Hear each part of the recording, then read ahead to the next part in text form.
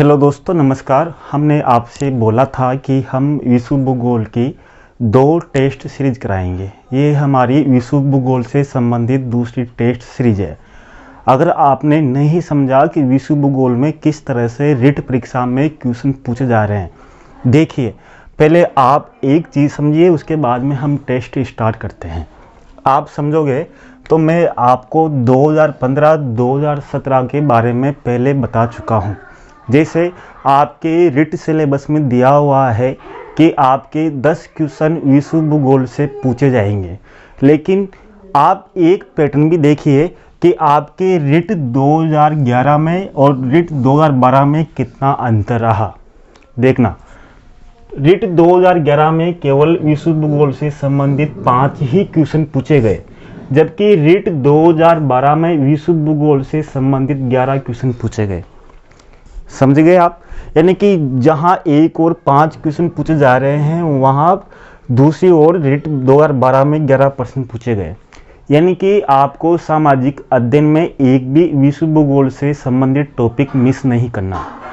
दूसरी बात आप समझिए कि आपके जो 60 क्वेश्चन पूछे जाते हैं सामाजिक विज्ञान से, तो उसमें आप देखोगे तो 60 क्वेश्चन में से आपके 10 क्वेश्चन सामाजिक शिक्षण विधियों से पूछे जाते हैं। लेकिन मज़ेदार बात यह है कि आपके रिट 2011 में सामाजिक शिक्षण विधियों से केवल 2 ही क्वेश्चन पूछे गए, बाकी 58 क्वेश्चन आपके जीके से ही संबंधित थे। तो समझ गए आप? तो आप इस तरह से भ्रमित मत होना, आपको सिलेबस पूरा पढ़ना है। जैसे मैंने एक अध्ययन किया, उस अध्ययन में मैंने रिट 17, 15, 12, 11 चारों वर्षों का जो अध्ययन किया, उस अध्ययन में ये तथ्य सामने आया कि इसमें से जो भी विश्व भूगोल से संबंधित जो भी क्वेश्चन पूछे जा रहे हैं, वो निश्चित टॉपिक से पूछे जा रहे हैं। यानी कि विश्व भूगोल से संबंधित आपको मैं बता दूं कि आपको कौन कौन से टॉपिक जरूर पढ़ना है। जैसे अगर आपको परिमंडल पढ़ना है, परिमंडल में 4 मंडल आते हैं। कौन कौन से? आप कक्षा 6 की बुक पढ़ोगे या 7वीं की बुक पढ़ोगे आरबीएससी की, तो उसमें पृथ्वी के परिमंडल का एक अध्याय दिया हुआ है। बहुत से बच्चों को यही समझ में नहीं आता कि परिमंडल क्या होता है। यानी कि 4 परिमंडल है: वायुमंडल, स्थल मंडल, जल मंडल और जैव मंडल। ये चारों टॉपिक आपको पढ़ने हैं। खनिज ऊर्जा दोनों पढ़ना है विश्व भूगोल से संबंधित। चट्टान वाला टॉपिक पढ़ना है। पृथ्वी की जो आंतरिक और बाह्य परिवर्तनकारी शक्तियां हैं वो पढ़ना है। संसाधन के बारे में पढ़ना है आपको। कृषि से संबंधित पढ़ना है, यानी कि कृषि फसलों के बारे में पढ़ना है। मानव संसाधन के बारे में पढ़ना है। मृदा के बारे में पढ़ना है। यानी कि टोटल में आपको अभी कितने टॉपिक, यानी कि 8 टॉपिक आप गांठ बांध लीजिए कि इसमें से आपके एक भी टॉपिक नहीं छूटना चाहिए।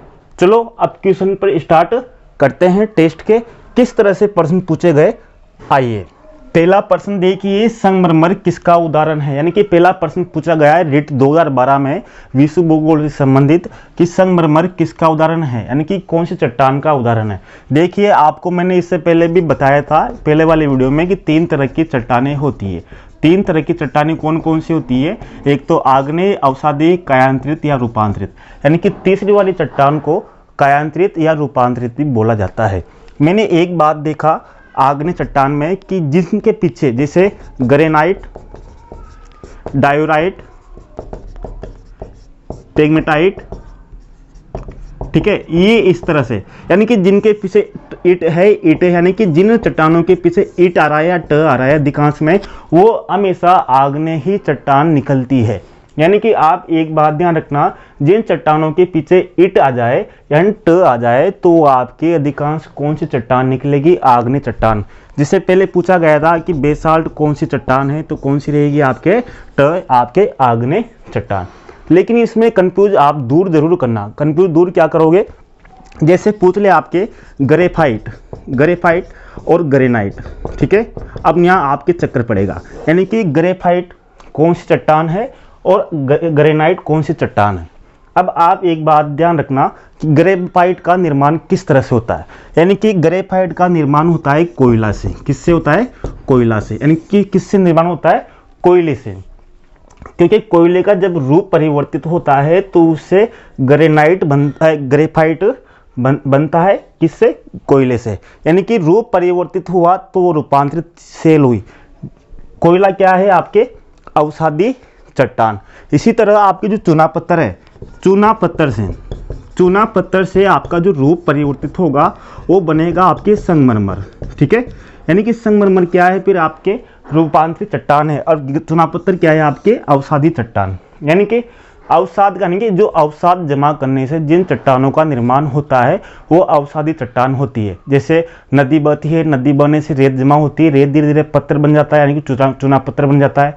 इसी तरह प्राचीन काल में पेड़ पौधे दब गए थे, दबने से यानी कि अवसाद जमा हो गए थे, जो दबने से कोयले का निर्माण हुआ, यानी कि आपके अवसादी चट्टान ही हुई। ये आपको ध्यान रखना है, यानी कि ग्रेफाइट और ग्रेनाइट में आपको ध्यान रखना है। अगला क्वेश्चन पूछा गया था आपके कि निम्न में से पृथ्वी का परिमंडल कौन सा नहीं है। यानी कि आपका दूसरा क्वेश्चन कौन सा था रीट 2012 में कि निम्न में से पृथ्वी का परिमंडल कौन सा नहीं है। आप कक्षा 6 या 7 की जो किताब पढ़ोगे उसमें आपके सामाजिक विज्ञान की किताब में यह है कि पृथ्वी के परिमंडल आपको पहले बताए थे। 4 परिमंडल है आपके। कितने? 4। एक तो जल मंडल है आपके, एक वायुमंडल है, एक स्थल मंडल है और एक जीवमंडल है। ठीक है, इसमें से एक बात ध्यान रखना कि तीनों ही परिमंडलों के होने से ही किसका निर्माण होता है? जीवमंडल। अन्य ग्रहों पर जीवन क्यों नहीं है? क्योंकि अन्य ग्रहों पर तीनों परिमंडल नहीं मिलते हैं। जैसे चंद्रमा पे वायु भी मिल गई, स्थल भी मिल गया, लेकिन वहां पर जल नहीं मिला। ये आपको ध्यान रखना है। अब जल में पढ़ोगे तो जल में आपको विश्व से संबंधित, जल से संबंधित जितने भी चीजें हैं वो आपको ध्यान रखनी है। जैसे आपको महासागर भी पढ़ना है। महासागरों में सबसे बड़ा महासागर कौन सा है, सबसे छोटा महासागर कौन सा है? जैसे प्रशांत महासागर सबसे बड़ा महासागर है। अगर 4 महासागर माने तो आर्कटिक महासागर सबसे छोटा है। अगर 3 ही माने तो फिर हिंद महासागर सबसे छोटा है। अगर ऑप्शन में आपके आर्कटिक महासागर आए तो फिर आर्कटिक महासागर पे आपको टिक करना है। अगर आर्कटिक महासागर नहीं आए तो फिर आपको हिंद महासागर पर टिक करना है। इसी तरह आपको सागर भी ध्यान रखना है कि विश्व का सबसे बड़ा सागर कौन सा है? तो दक्षिणी चीन सागर विश्व का सबसे बड़ा सागर है। इस तरह झीलें भी पढ़नी है आपको। विश्व की सबसे बड़ी झील कौन सी है? यानी कि खारे पानी कौन सी है, मीठे पानी कौन सी है? खारे पानी की यानी कि विश्व की सबसे बड़ी झील तो आपके कैस्पियन सागर है, और खारे पानी की सबसे बड़ी झील भी आपके कैस्पियन सागर ही है, और मीठे पानी की झील आपके सुपीरियर झील है। कहाँ पर है? उत्तरी अमेरिका में। ये आपको ध्यान रखना है। मैं विश्व के नक्शे पर आपको पूरी चीजों को क्लियर कर दूंगा। यानी कि आपको जल मंडल में ये सब चीजें पढ़नी है। वायुमंडल की बात करूं तो वायुमंडल के बारे में आपको क्या क्या चीजें पढ़नी है। वायुमंडल के बारे में आपको वायु में कौन सी गैस है, कितनी मात्रा में है, यानी कि किस क्रम में है, क्रम आपको देखना है कि सर्वाधिक गैस कौन सी है, नाइट्रोजन है, फिर ऑक्सीजन है। इस तरह से आपको क्रम याद होना चाहिए। इसी तरह वायुमंडल की कौन कौन सी परतें हैं, जैसे सबसे नीचे कौन सी है, सौरमंडल, सबसे ऊपर कौन सी है, बहिर्मंडल, ओजोन परत कौन से मंडल में मिलती है, आपको समताप मंडल में। इसी तरह आपकी एक और आ जाएगा कि मुलाब मेघ कौन से मंडल में मिलते हैं। यानी कि आपको ध्यान रखना है जितनी भी मौसम संबंधित घटनाएं होती है वो आपके सौरमंडल में ही होती है। यानी कि 5 मंडल है, 5 मंडल में सबसे नीचे है सौरमंडल, सबसे ऊपर है बहिर्मंडल, यहाँ पर है समताप मंडल, यहाँ पर है मध्य मंडल, यहाँ पर है आपके आयतन मंडल।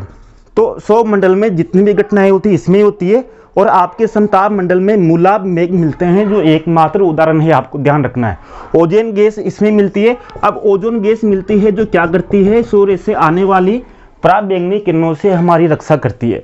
अगर आप क्या जाए कि ओजोन गैस को किस इकाई से नापते हैं, यानी कि ओजोन गैस को नापने की इकाई क्या है, तो ध्यान रखना डाप्सन। डाप्सन से किसको नापते हैं, ओजोन गैस को नापते हैं, जो हरित गृह प्रभाव को नियंत्रित करती है। इस तरह से आपको स्थल मंडल के बारे में पढ़ना है। स्थल मंडल में विश्व के संबंधित जितने भी आपके जैसे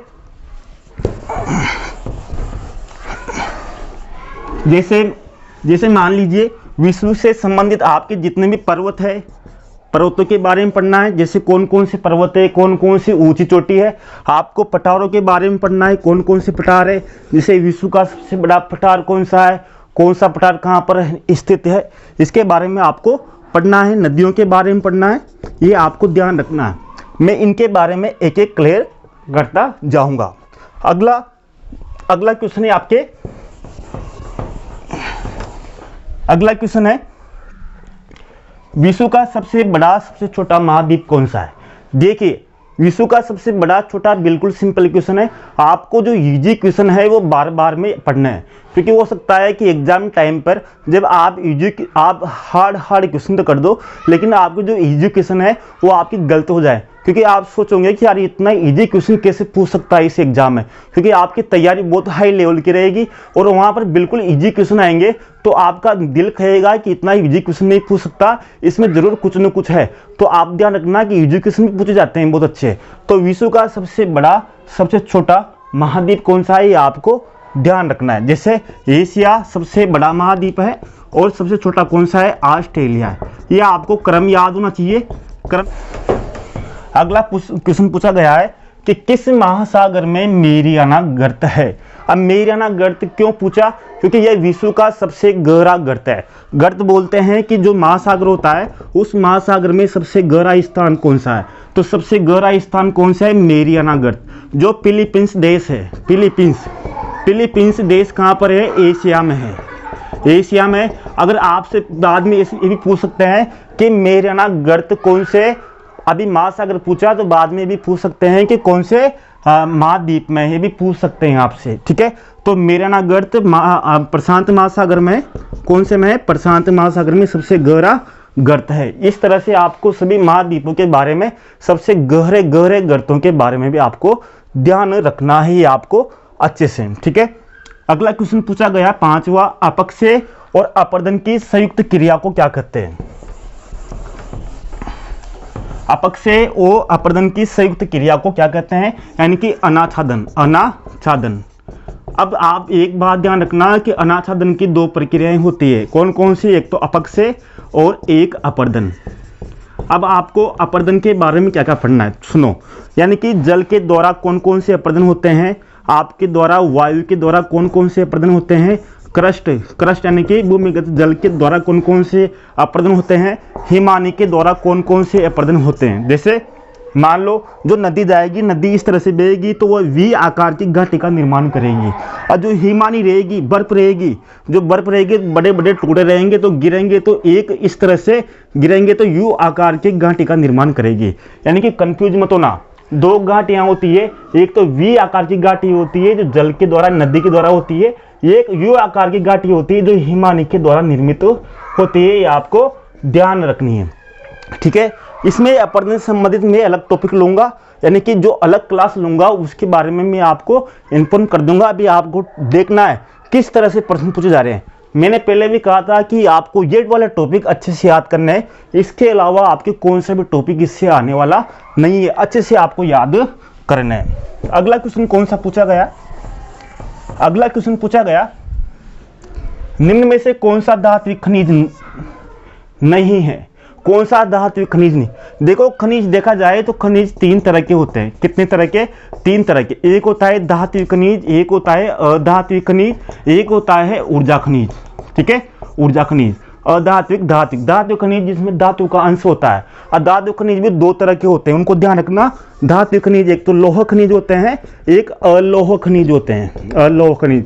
बाद में आपसे भी पूछ सकता है कि अलोह खनिज कौन से हैं, लोह खनिज कौन से है। ऊर्जा खनिज यानी कि जिन खनिजों से हमें ऊर्जा प्राप्त होती है, जैसे हमें परमाणु से भी ऊर्जा प्राप्त होती है, अपन को कोयले से भी ऊर्जा प्राप्त होती है, अपन को तेल यानी कि पेट्रोलियम से, वो गैस से, इन सब से अपन को ऊर्जा प्राप्त होती है। इस कारण इनसे अपन को ऊर्जा खनिज कह सकते हैं। अधात्विक खनिज वो होते हैं जिसमें धातु का अंश बिल्कुल भी नहीं होता। जैसे आपके ये मार्कर देख लीजिए, मार्कर में कुछ भी नहीं है धातु का अंश, इस कारण अधात्विक है। बोर्ड है तो बोर्ड आपके गद्दा से बना हुआ है तो इसमें धातु का अंश नहीं है, यानी कि जिसमें धातु का अंश नहीं हो, यानी कि लोहे का किसी भी चीज का, तो वो अधात्विक खनिज है। यानी कि सीमेंट हो गया आपके, संगमरमर हो गया, चूना पत्थर हो गया, नमक हो गया, ये अधात्विक खनिज होते हैं, इन पर आपको ध्यान रखना है। इसके बाद में अगला क्वेश्चन पूछा गया आपके, अब देखना अगले क्वेश्चन किस तरह से पूछे गए, उनका आंसर आप पढ़ोगे, कंटिन्यू अध्ययन करोगे, कंटिन्यू अध्ययन करते रहोगे तो अध्ययन करते समय आपको उन चीज़ों के आंसर आप अपने आप देने लग जाओगे। जैसे कौन कौन से 2-3 क्वेश्चन कौन कौन से पूछे गए, एक तो था 7वां, एक 8वां। 7वां पूछा गया कि सतत पोषणीय विकास का संबंध किससे है, सतत पोषणीय विकास का संबंध किससे है। और 8वां क्वेश्चन पूछा गया था कि वन्य जीवों के कम होने का प्रमुख कारण क्या है। यानी कि ये क्वेश्चन ऐसे हैं जो आपकी जनरल नॉलेज से संबंधित रहेंगे, यानी कुछ क्वेश्चन ऐसे रहेंगे जो आपके ज्ञान से संबंधित रहेंगे। सतत पोषणीय विकास का मतलब ये होता है कि हमें संसाधनों का इस तरह से प्रयोग करना चाहिए ताकि आने वाली जो पीढ़ी है वो उनके उपयोग से वंचित नहीं रहे, यानी कि उनको भी उन संसाधनों का लाभ मिले। इसी कारण सर्वप्रथम विश्व पर्यावरण सम्मेलन 1992 में रियो डी जनेरो में आयोजित किया गया। ये आपको ध्यान रखना है। अगर आपसे पूछे कि विश्व पर्यावरण सम्मेलन यानी कि विश्व का प्रथम पर्यावरण सम्मेलन कब आयोजित किया गया, तो 1972 में आयोजित किया गया स्टॉकहोम में। ये चीज़ें आपको ध्यान रखनी है क्योंकि आप कंटिन्यू पढ़ोगे तो इनके आंसर आप आराम से दे सकते हो। तो इनका आपको ध्यान रखना है। जैसे वन्य जीवों का कम होने का प्रमुख कारण क्या है, उसमें 4 ऑप्शन रहेंगे तो आपको उचित ऑप्शन छांटना है। अगला क्वेश्चन क्या पूछा गया, अगला क्वेश्चन पूछा गया कि किस प्रदेश में गहन निर्वाह कृषि प्रचलित है। हम जल्दी ले रहे हैं क्वेश्चन क्योंकि जल्दी बता रहे हैं, क्योंकि अगर आराम से बताएंगे तो हो सकता है कि वीडियो बहुत लंबा हो जाए, और वीडियो हम नहीं चाहते कि वीडियो बहुत लंबा हो क्योंकि आपका भी टाइम है वेस्ट होगा। फिर हम क्लास लेंगे अलग से, तो उसके बारे में एक एक टॉपिक के बारे में पहले टेस्ट करा रहे हैं। आपके टेस्ट कराने से आपको पता चल जाएगा कि हमें क्या क्या पढ़ना है, क्या क्या नहीं पढ़ना। क्लास बाद में लेंगे जिसके बारे में आपको बता देंगे हर एक टॉपिक से संबंधित। किस प्रदेश में गहन निर्वाह कृषि प्रचलित है। अब देखिए, गहन निर्वाह कृषि भी अलग अलग टाइप होती है। यानी कि देखना, जिन देशों में जनसंख्या का सघन जमा हुआ है, सघन यानी कि बहुत ज़्यादा जनसंख्या है, वहाँ पर गहन कृषि की जाती है। गहन कृषि, ठीक है। और एक होती है व्यापारिक कृषि।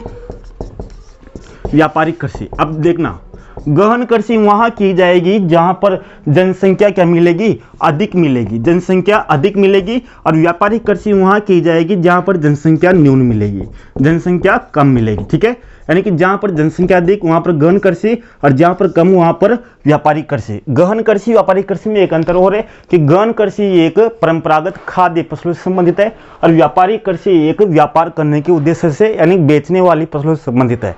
अब जैसे कुछ फसलें हैं जिनको आपको ध्यान रखना है, कैसे, जैसे रबी फसल है, खरीफ फसल है, जायद फसल है। यानी कि इनमें से कौन सी रबी फसल है, कौन सी खरीफ फसल है, कौन सी जायद फसल है। रबी फसलें वो होती है जो सर्दी के मौसम में उगाई जाती है, खरीफ की फसलें वो होती है जो वर्षा ऋतु में की जाती है, जायद की फसलें वो होती है जो कहाँ पर यानी कि गर्मी के मौसम में की जाती है। इसके अलावा आपको कुछ और ध्यान रखना है। क्या क्या ध्यान रखना है, जैसे मैं बता रहा हूँ आपको, क्योंकि पूछे जा सकते हैं। जैसे तिलहन फसलें, इनमें से कौन सी तिलहन फसल नहीं है। तिलहन का मतलब जिन फसलों से तेल निकलता है वो सब तिलहन फसलें हैं। जैसे आपके सरसों हो गया, मूंगफली होगी, सोयाबीन होगी, सब ये आपके इसमें से तेल निकलता है, ठीक है। इसी तरह आपके जैसे मान लो बहुत सी फसलें हैं, जैसे पेय फसलें कौन सी है, पेय फसलें यानी कि जिन फसलों को हम पीते हैं, जैसे चाय हो गई, आपकी कॉफ़ी हो गई। खाद्य फसलें कौन सी है, जिन फसलों को हम खाते हैं, यानी कि यानी कि खाना, जैसे गेहूँ हो गया, ज्वार हो गया, बाजरा हो गया, चावल हो गया, खाद्य फसलें हो गई। रोपण फसल कौन सी है, रोपण फसल वो फसलें होती है जिनकी खेती रोप कर की जाती है। जैसे आपके रबड़ हो गया, नारियल हो गया, क्योंकि इनके ओरिन जाती है, रोपी जाती है, रोपने के कारण इनको रोपण कृषि कहते हैं। ये आपको समझने की लायक बातें हैं, यानी कि जिन फसलों से इस तरह से क्वेश्चन पूछे जाएंगे।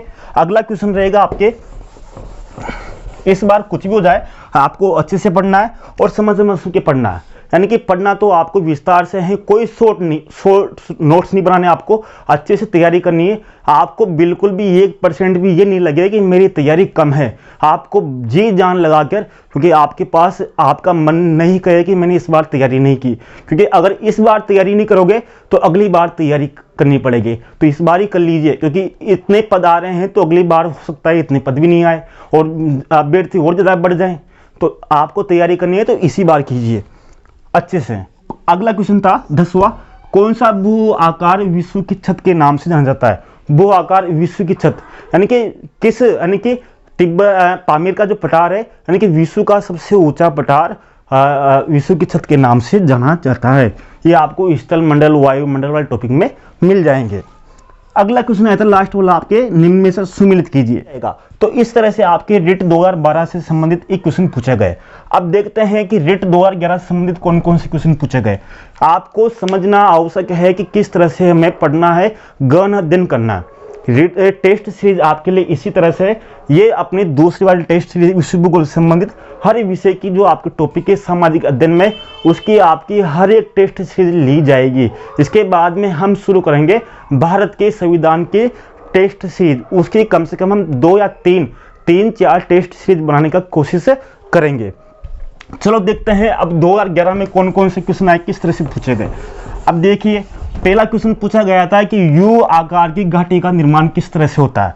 अब मैंने बताया था कि अपर्दन जो अपक्ष यानी कि आपके जो अनाच्छादन है, अनाच्छादन के 2 प्रकार हैं, एक तो अपर्दन और एक अपक्ष। तो अपर्दन से संबंधित में जितने भी आपके अपर्दन के जो संसाधन है, यानी कि अपर्दन किन किन से होता है, यानी कि कटाव किन किन से होता है। जैसे वायु चलती है, पानी चलता है, जब नदी में पानी बहता है तो किनारे की जो मिट्टी बहा के ले जाती है नदी, वो भी अपर्दन ही है। वायु चलती है तेज तो वो भी रेत को बहा के ले जाती है, तो भी अपर्दन ही है। आपके हिमानिक की शक्ति है तो वो भी अपर्दन ही है। यानी कि कौन कौन सी इन अपर्दन के कारण कौन कौन सी आकृतियों का निर्माण होता है, ये आपको ध्यान रखना है। जैसे आपकी नदी बहेगी इस तरह से तो वी आकार की घाटी का निर्माण करेगी। अब हिमानी है तो हिमानी चौड़ा रहता है, गले से रहते हैं तो गले से इसे सिरकेंगे तो यू आकार की घाटी का निर्माण करेंगे। ये आपको समझना होगा। जैसे आपको जो कंफ्यूज रहे, जिन शब्दों में आपको कंफ्यूज रहे, साथ में कॉपी पेन भी रखिए, उन कंफ्यूज को दूर कीजिए। जैसे मैं आपको बताऊं कंफ्यूज कहाँ कहाँ रहते हैं आपके। जैसे कुछ क्वेश्चन ऐसे रहते हैं, जैसे अगर आपको एग्जाम में पूछ ले कि पृथ्वीराज विजय, पृथ्वीराज रासो, ठीक है, ये आ गए आपके। हमीर काव्य, हमीर महाकाव्य,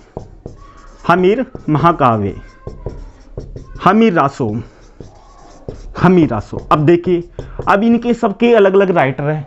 अगर आपने याद कर लिया कि हमीर विजय इसका है, हमीर रासो इसका है, तो इनको अलग अलग छांटे किस तरह से अपन को याद करना है, नोट कीजिए। यानी कि आप किस तरह से याद करोगे, ताकि आप, क्योंकि अगर आप अभी पढ़ोगे तो अभी तो आपको याद रहेगा, लेकिन 2 दिन बाद में आप सब भूल जाओगे। इसलिए याद करने के लिए अपना ट्रिक अपनाइए, यानी कि आपकी ट्रिक ही दुनिया की सबसे बेस्ट ट्रिक होगी, उसको कभी नहीं भूलोगे। जैसे मैं बताऊं पृथ्वीराज विजय, पृथ्वीराज रासो, जैसे विजय में जय है तो जय के पीछे क्या होगा, जय नायक, यानी कि जय नायक, यानी कि विजय के पीछे जय आएगा तो जय से क्या बन जाएगा, जय नायक। ये तो उदाहरण बता रहा हूँ आपको याद करने के, नोट्स बनाने के, स्वयं के नोट्स बनाइए। इस तरह से आप विश्व भूगोल से संबंधित, संविधान से संबंधित जितने भी नोट्स है अपने हिसाब से बनाइए। ऐसा नहीं कि सेम टू सेम आप उतार लीजिए, यानी कि आपको उतारना नहीं है नोट्स बनाने से संबंधित। अगला